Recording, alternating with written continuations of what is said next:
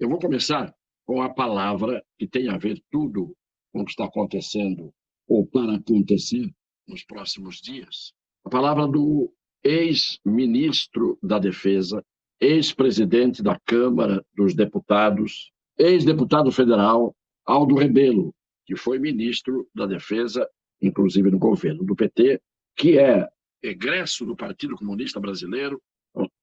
Aldo Rebelo disse o seguinte hoje: fazer isso num país desenvolvido, eu diria que não é difícil, eu diria que é impossível.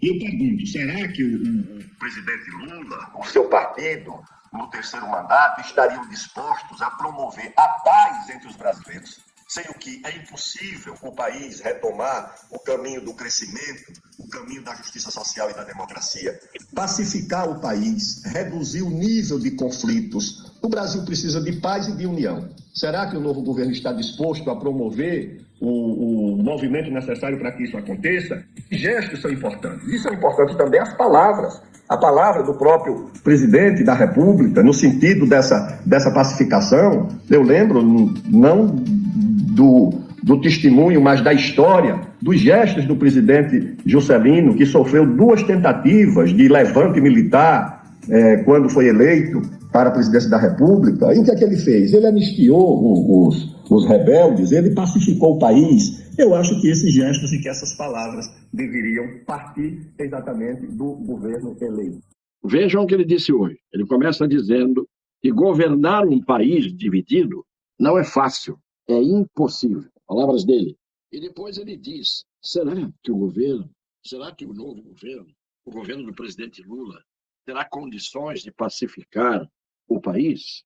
Ele deu, no final, quase que uma resposta negativa, dizendo que não é apenas com conversa mole, para dizer em português claro, mas com palavras que a gente pode tentar a pacificação, e isso é dever do presidente eleito. Então, a estas perguntas feitas pelo Aldo Rebelo, que soam com respostas, eu respondo dizendo o seguinte: não haverá pacificação do país. E não haverá pacificação do país porque o país foi levado a um estado de divisão. E esse país está dividido exatamente porque os que o dividiram assumem agora o poder.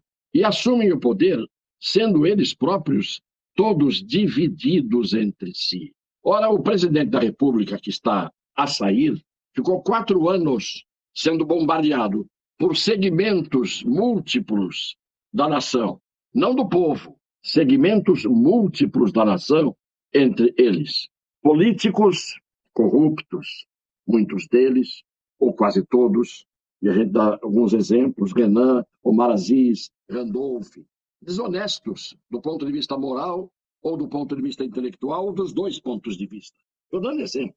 Um país, uma nação que estava muito mais quieta e apoiando o presidente em todas as suas andanças, visitas e presenças ao longo do território nacional.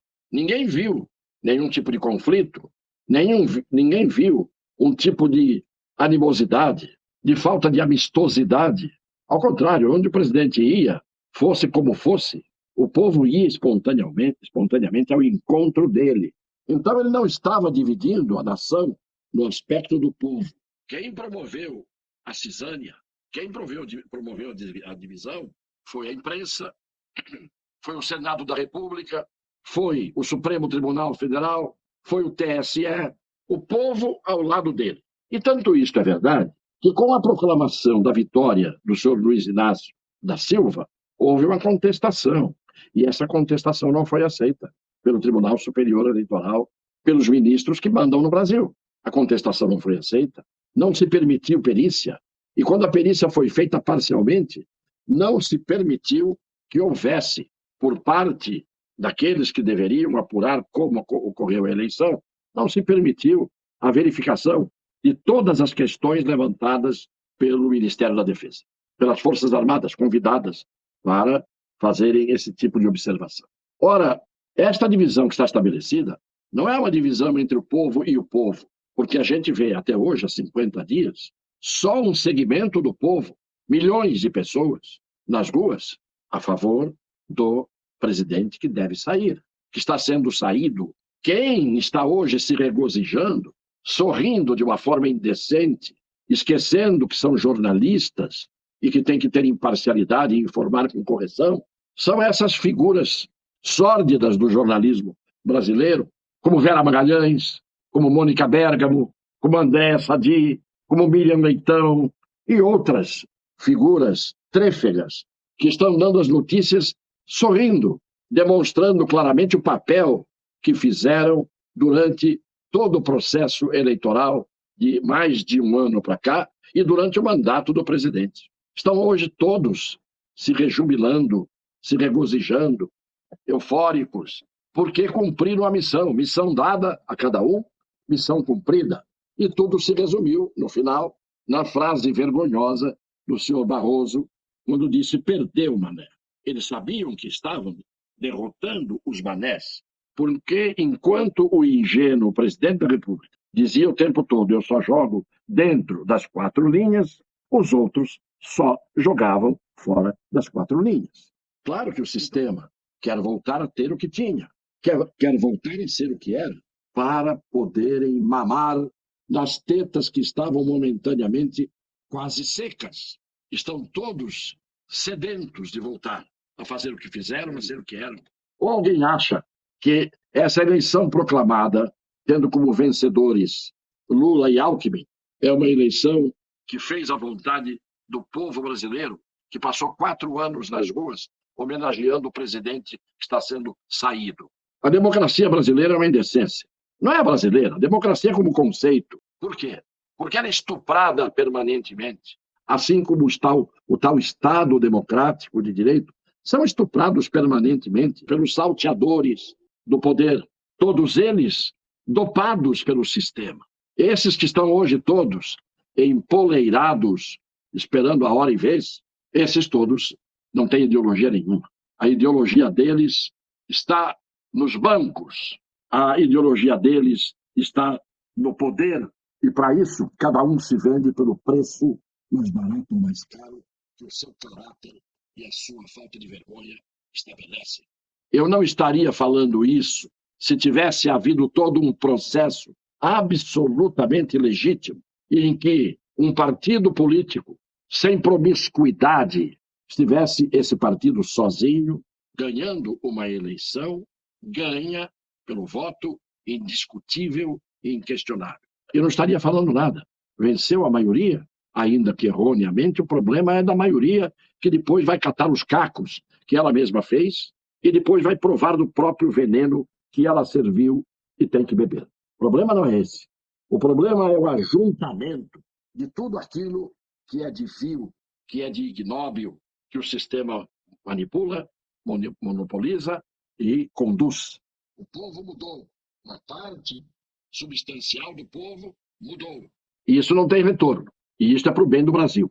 Porque esta mudança é uma mudança salutar, salvo para os idiotas, os imbecis, que na verdade gostam de viver dentro desta promiscuidade que eu acabei de mencionar.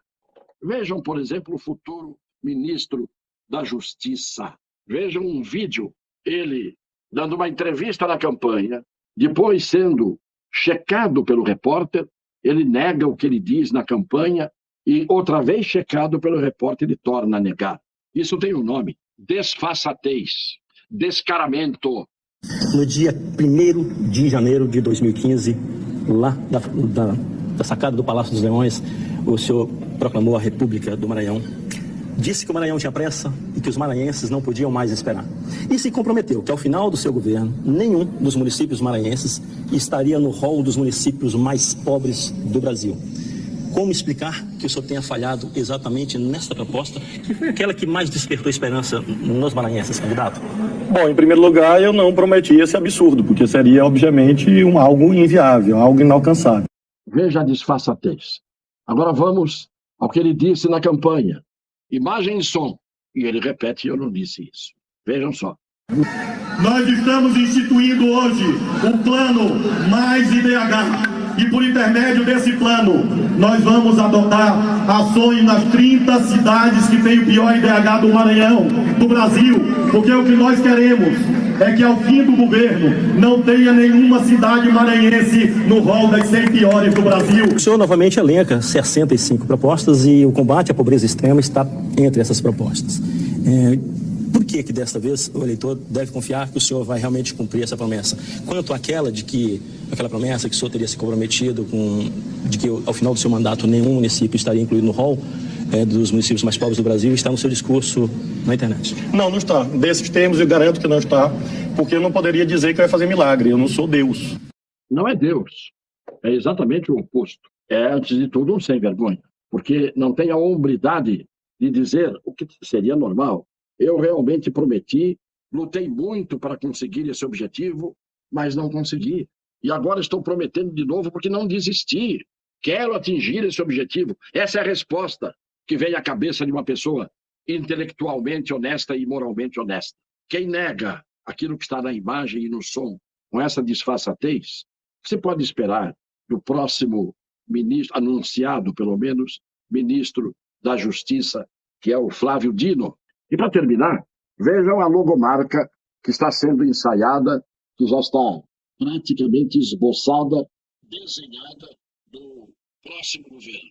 Vejam, ela vai aparecer na tela.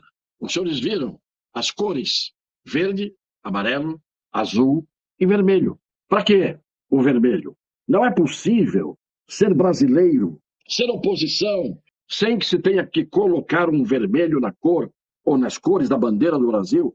Isto é que mostra o que é a facção.